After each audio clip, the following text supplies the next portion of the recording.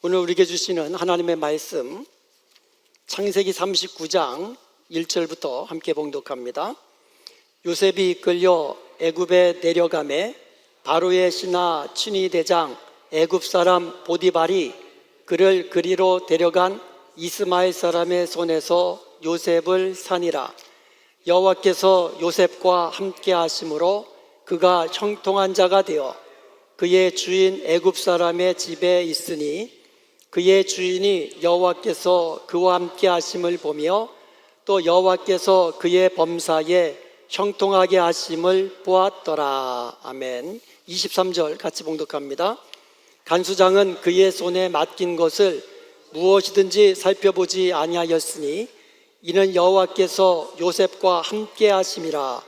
여호와께서 그를 범사에 형통하게 하셨더라. 아멘. 오늘은 요셉의 형통이라는 제목으로 하나님께서 우리에게 주시는 말씀의 은혜를 나누기를 원합니다. 히브리어는요, 반복을 통해서 강조를 합니다. 그런데 구약 성경에 보면은요, 가장 강조하고 싶을 때에는 3번씩이나 반복해서 강조하는 것을 볼 수가 있어요. 예를 한번 들어보면은요, 이사야서 6장 3절에 보면 거룩하다 거룩하다 거룩하다 만군의 여호와여, 이렇게 말씀합니다. 하나님의 거룩하심, 거룩하신 하나님을 최상급으로 강조한 거예요. 그리고 창세기 1장 27절을 원문 그대로 번역을 하면은요, 하나님께서 자신의 형상대로 사람을 창조하시되 하나님의 형상대로 그를 창조하셨고, 남자와 여자, 남성과 여성으로 창조하셨다라고 말씀하고 있어요. 그러니까 창조하다라는 동사가 3번 나와요. 개역개정에는 2번 나오는데 실제로 3번 사용됐어요. 바라라는 이 창조하다라는 이 히브리어가 3번 사용됐어요.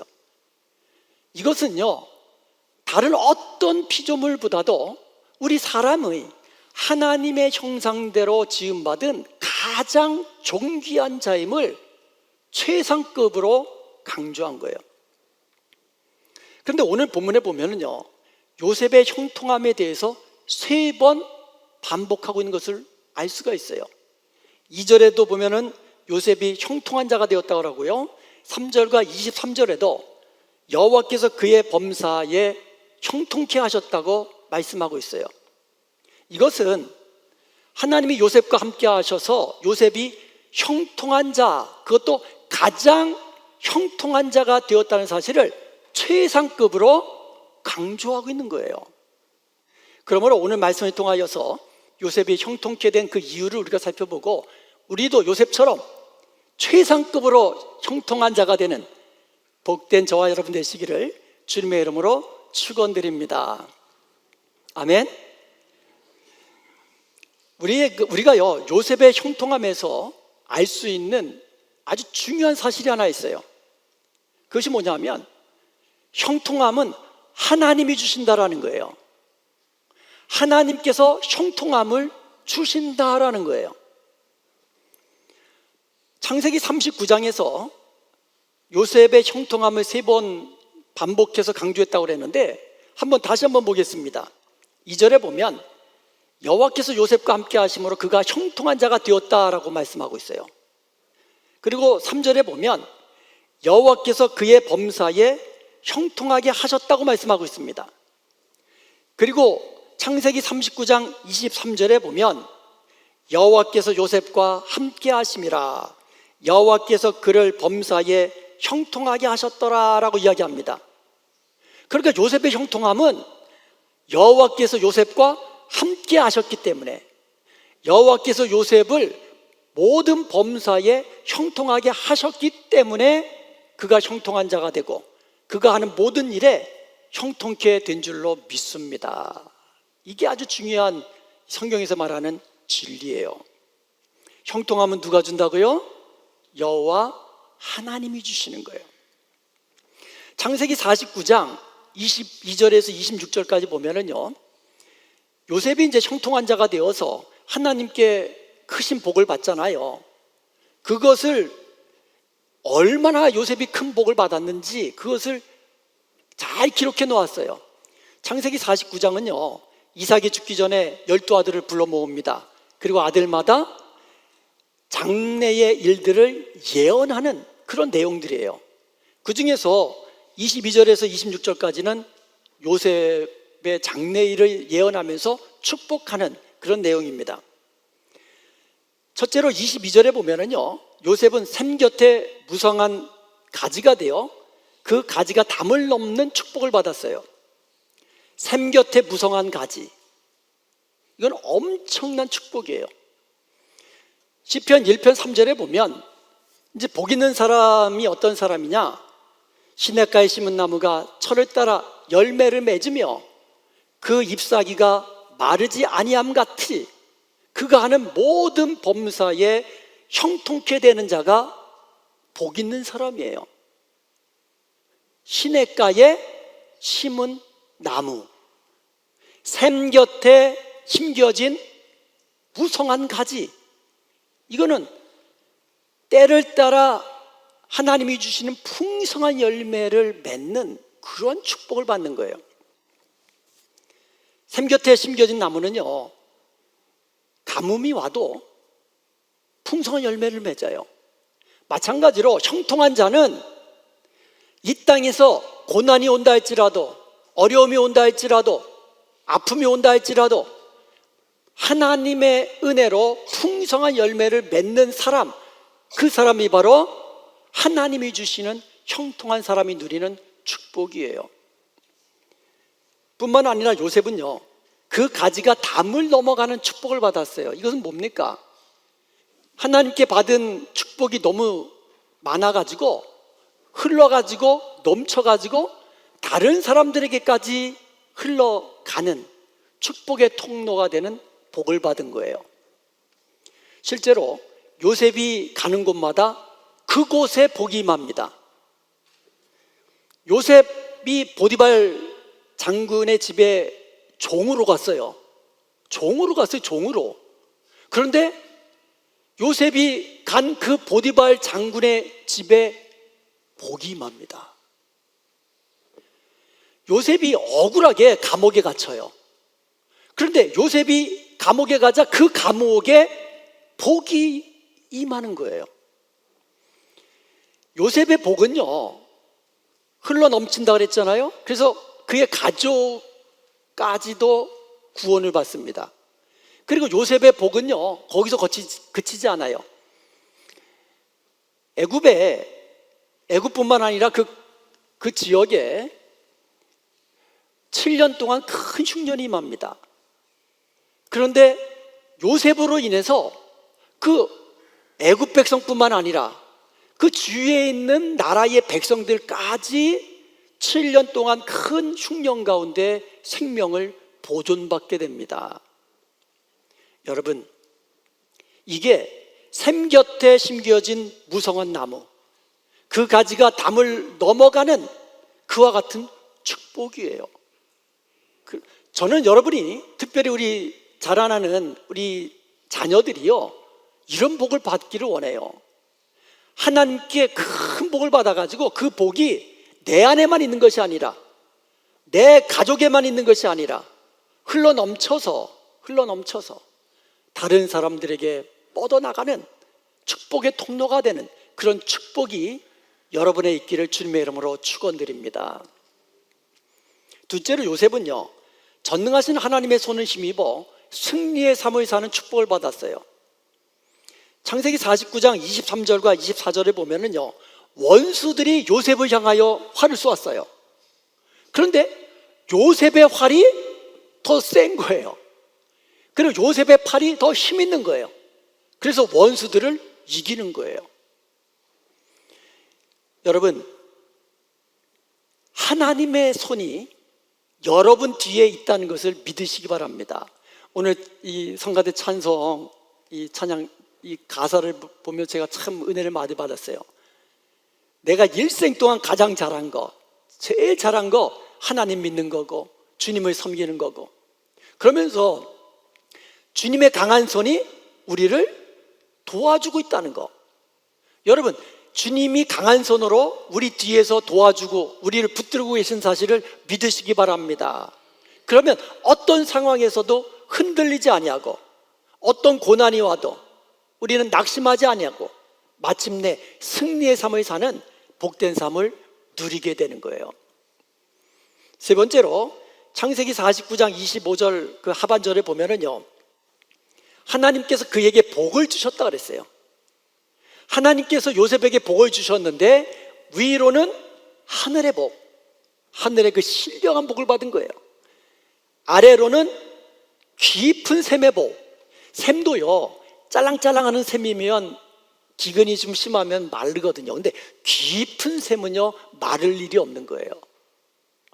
그리고 젖먹이는 복과 태의 복을 받았어요. 자녀의 복도 받은 거예요. 자, 이 지금까지 49장에 나오는 요셉이 받은 축복들을 살펴보았는데 여기도 공통적인 중요한 사실이 하나가 있습니다. 요셉이 받은 모든 축복은 전부 다 하나님께서 주셨다라는 거예요. 요셉의 형통함 하나님께서 주시는 거고, 요셉이 형통한 자가 되어서 축복을 많이 받았는데 그 축복 또한 하나님께서 주신다라는 거예요. 한번 생각해 보세요. 요셉이 샘 곁에 무성한 가지가 됐다 그랬는데 나무가지가, 그러니까 나무가 자기가 샘 곁에 심겨지고 싶다고 해서 거기 심겨집니까? 다른 사람이 나무를 샘 곁에 심어야 되잖아요. 시냇가에 심어지는 거예요. 나무가 자기가 걸어가서 심는 게 아니라 심겨지는 거예요. 저와 여러분이 샘 곁에 심겨진 무성한 가지가 되는 것은 우리 하나님이 우리를 샘 곁에 심으신 거예요. 시냇가에 우리를 심으신 거예요. 우리의 축복, 우리의 형통함은 하나님이 주시는 거예요. 그리고요, 49장 24절에 보면 요셉의 활이 도리어 굳세고 그의 팔은 힘이 있어서 이제 승리한다 그랬잖아요. 원수들과의 싸움에서. 그런데 이는 그 이유가 나와요. 야곱의 전능자 이스라엘의 반석인 목자의 손을 힘입으라. 요셉이 승리의 삶을 살 수 있는 것은 자기가 힘이 세서가 아니에요. 함께 하시는 전능자 하나님의 강한 손이 그를 도와주시기 때문인 겁니다. 그리고 창세기 49장 25절 이 하반절을 다시 보면 그가 네게 복을 주실 것이라 그랬어요. 위로 하늘의 복, 땅으로 깊은 샘의 복, 젖먹이는 복, 태의 복, 하나님이 우리에게 주시기 때문인 것입니다. 여러분, 우리 인생의 형통함은 하나님이 주시는 거예요. 하나님이 우리를 형통한 자가 되게 하시고 하나님이 우리로 손으로 하는 모든 범사에 형통케 하시는 겁니다. 하나님의 은혜입니다. 아멘. 하나님의 은혜예요. 그런데 여러분, 여기서 우리가 질문을 하나 하게 됩니다. 요셉은 과연 어떤 사람이었기에 이처럼 형통한 자가 되고 이처럼 엄청난 축복을 받게 되었느냐 이거예요. 하나님이 모든 사람 다 이렇게 축복 줍니까? 성경에 나와 있는 모든 인물들이 요셉처럼 이렇게 엄청난 축복을 받았어요? 도대체 요셉이 어떤 사람이었기에 하나님께서 그를 형통한 자가 되게 하시고 그가 하는 모든 일에 형통케 하셨느냐 이거예요. 하나의 동전에는 양면이 있습니다. 마찬가지로 요셉의 형통함에도 양면이 있어요. 우리의 형통함에도 양면이 있습니다. 예를 한번 들어볼게요. 성경은 우리에게 주 예수를 믿으라 그리하면 너와 네 집이 구원을 얻으리라 말씀합니다. 우리가 예수님을 믿으면 구원을 받습니다.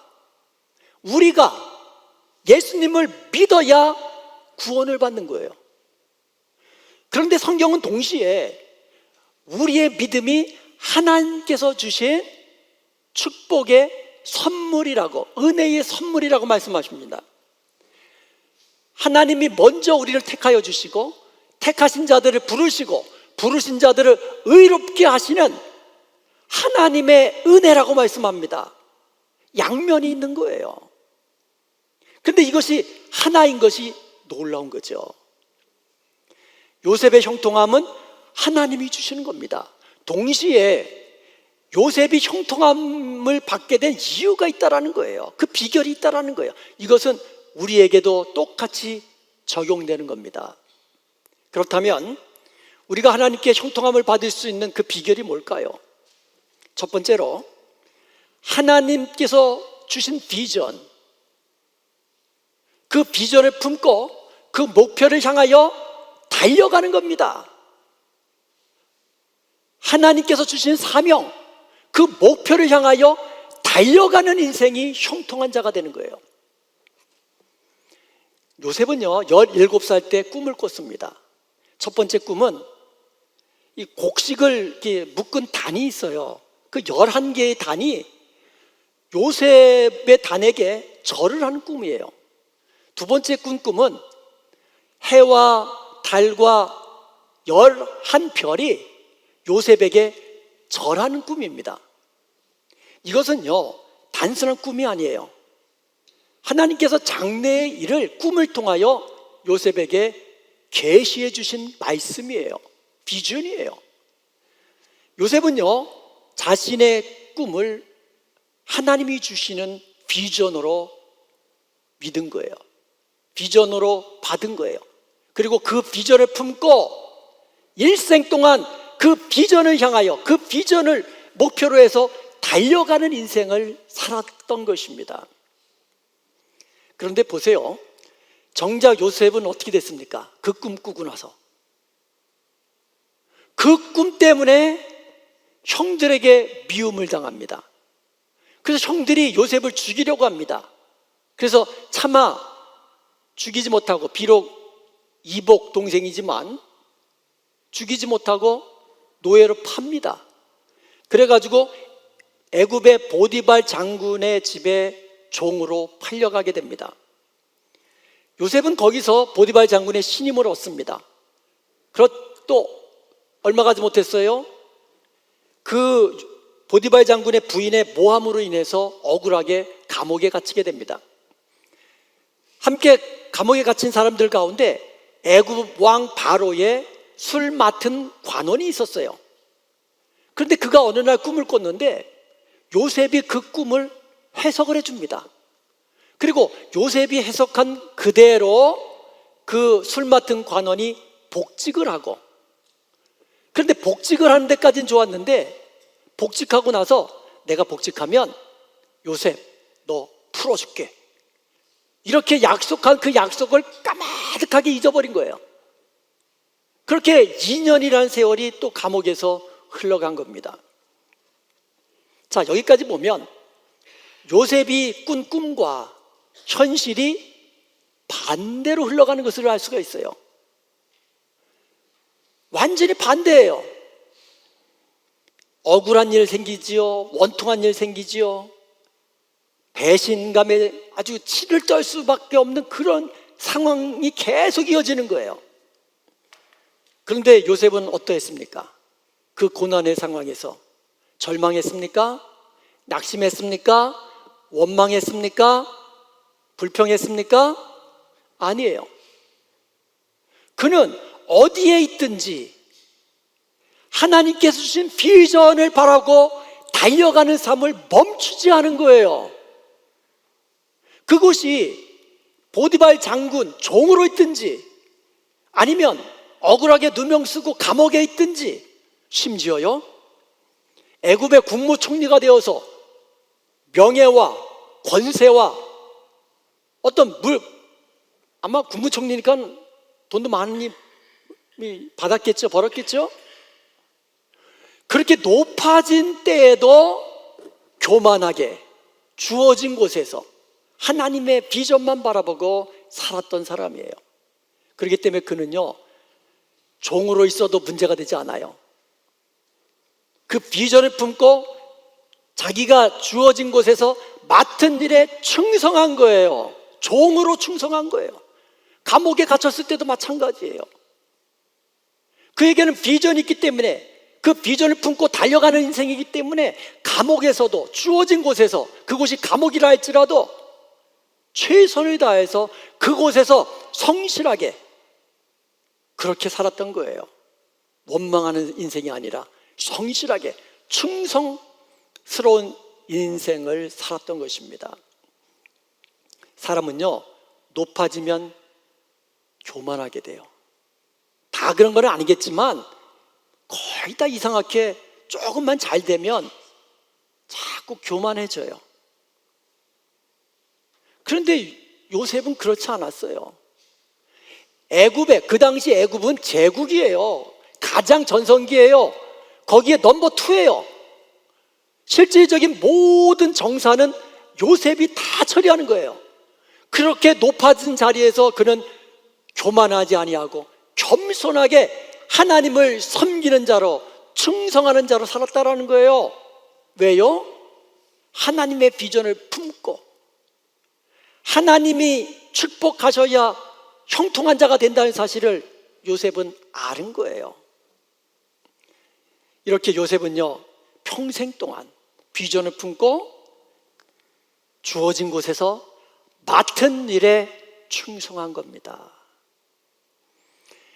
창세기 39장에 형통이라는 단어가 이제 3번 반복됐다 그랬잖아요. 그 형통이라는 단어의 히브리어가 찰라흐예요. 찰라흐. 이것은요, 번성하다, 성공하다 이렇게 번역이 됩니다. 그런데요, 원래의 뜻은 러시예요. 러시. 이게 원래 뜻이에요. 우리는 하나님 나라의 백성들입니다. 하나님의 사랑을 받는, 하나님의 사랑받는 자녀들이에요. 우리의 인생은요, 실패로 끝날 인생이 아니에요. 우리의 인생은요, 죽음으로 끝나는 인생이 아니에요. 우리의 인생은요, 영원한 멸망으로 끝나는 인생이 아니에요. 우리의 인생의 결국은 부활의 영광을 누리며 천국에서 영원한 생명을 누리게 되는 인생입니다.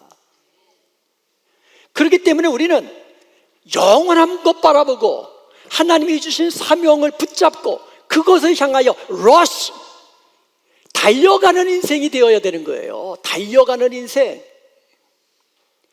여러분, 다름직할 때 그 운동선수가 목표를 향하여 달려가는 거예요.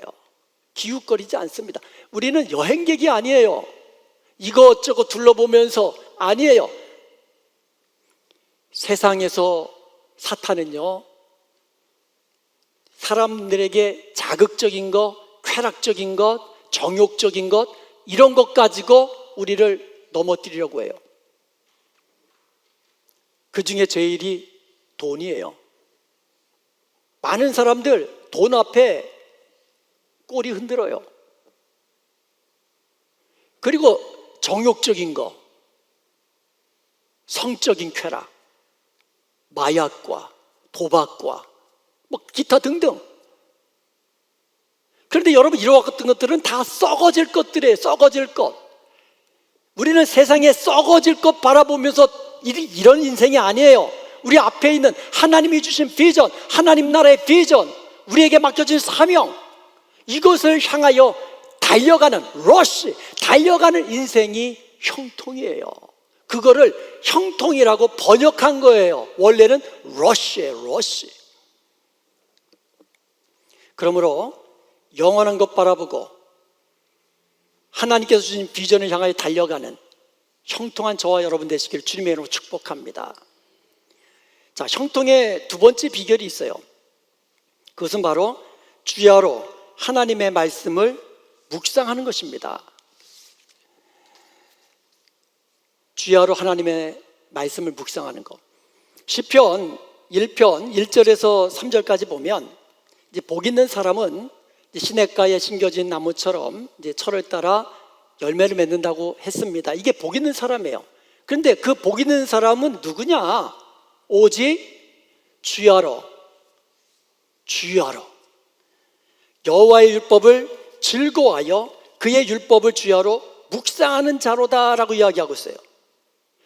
여호와의 말씀을 묵상하는 자, 그것도 주야로 묵상하는 자가 시냇가에 심겨진 형통한 자라고 말씀하고 있어요. 여러분, 묵상이라는 말은 되새김질하는 거예요. 하나님 말씀 한번 듣고 끝나는 게 아니에요.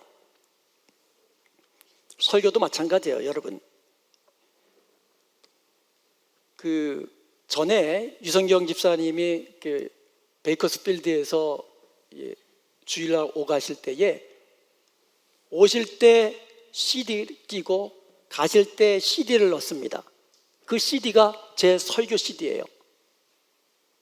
주일날 설교 한번 듣고 끝나는 것이 아니라 오면서 한번 듣고 가면서 한번 들으니까 그게 너무너무 은혜가 되더라는 거예요. 우리 교회 gracepeace.org잖아요. 거기에 들어가면 주일 설교가 쭉 나와 있어요.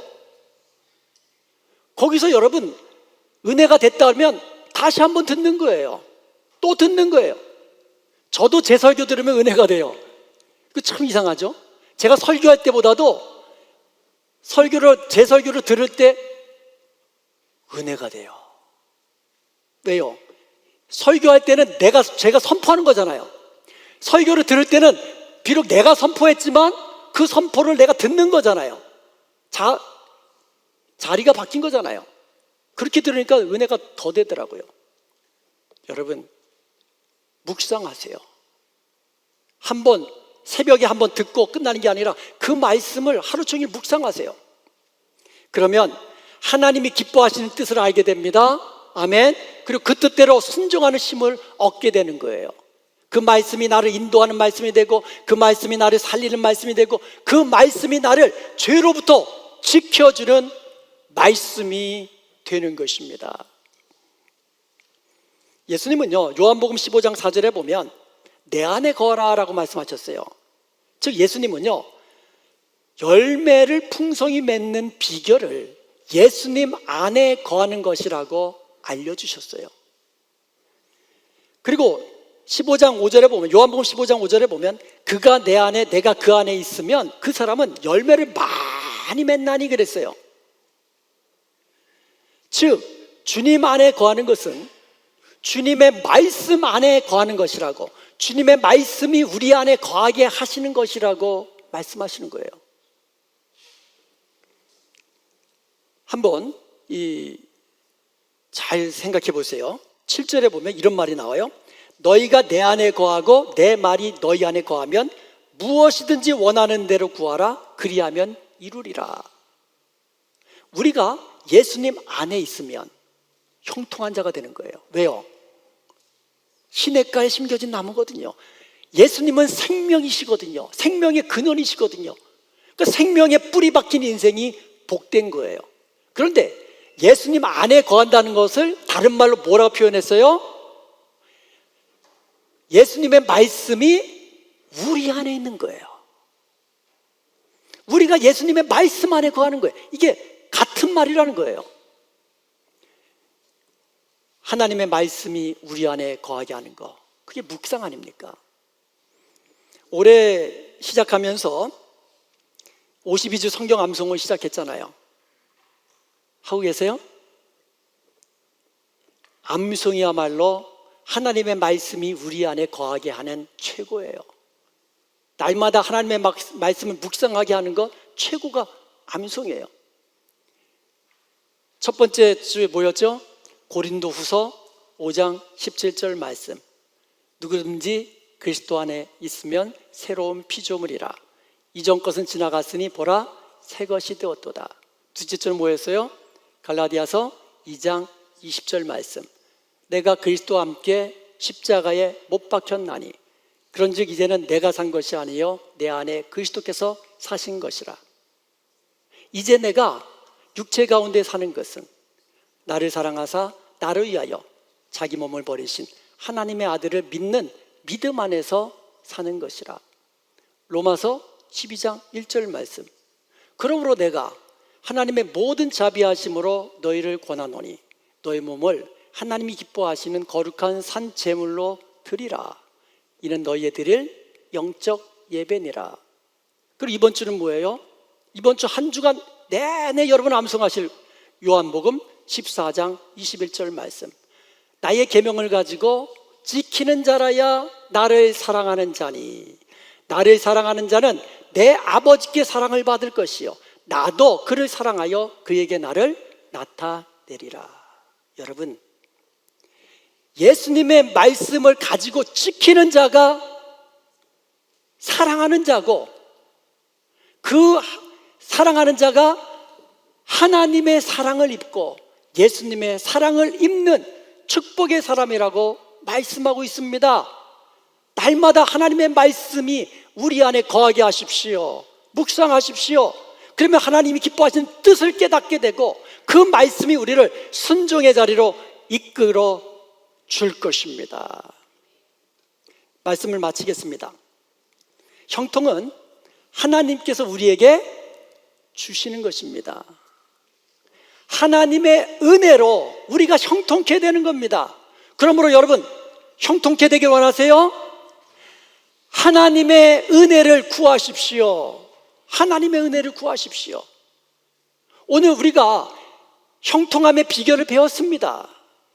하나님께서 우리에게 주신 비전, 하나님께서 우리에게 맡겨주신 그 사명, 그 사명을 향하여, 그것의 표대로 향하여 러시하는 인생, 달려가는 인생을 사십시다. 그러면 좀 힘들어도, 좀 어려워도, 좀 원통한 일 당해도 불평하거나 원망하지 아니하고 주어진 곳에서 맡겨진 일에 성실하게 충성하는 삶을 살게 되는 거예요.